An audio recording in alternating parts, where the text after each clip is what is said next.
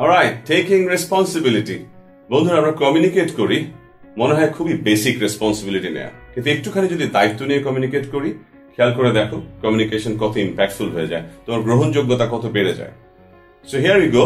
প্রথম কাজ যেটা করব, আমি আমার কান ব্যবহার করব। I use my years. আমি যখন বলছি আমি শোনারও চেষ্টা করব, বোঝার চেষ্টা করব আদার সাইডের মনের অবস্থা কেমন। দ্বিতীয়ত, আমি ফোকাস থাকবো কমিউনিকেশন করার সময়। আমি একটা নির্দিষ্ট কারণে কমিউনিকেট করছি, একটা নির্দিষ্ট বিষয় কমিউনিকেট করতে চাইছি, রাইট? আমি যেন কমিউনিকেশনের সময় এই কথা সবসময় মনে রাখি।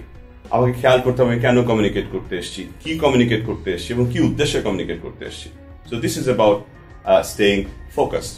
Thirdly, getting into the tune. Other side যিনি আমার কথা শুনছেন তিনি তো ওই মুহূর্তে অন্য কিছু নিয়ে ব্যস্ত আছেন, ফেসবুকিং নিয়ে ব্যস্ত, ছবি তোলা নিয়ে ব্যস্ত, অন্য কারো কথা চিন্তা করা নিয়ে ব্যস্ত।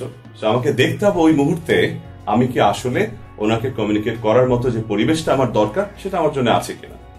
ফোর্থলি, আমি বলবো কমিউনিকেশনের ক্ষেত্রে আমি যেন একটু আগ্রহী, আমার যে ইনকুইজিটিভনেস আছে এটা দেখাই। সেটা কি করে দেখাবো? ওই যখন কথা বলছেন মনোযোগ দিয়ে শুনবো, মাঝে মাঝে প্রশ্ন করব, এনকোয়ার করব, ক্লারিফিকেশন চাইবো।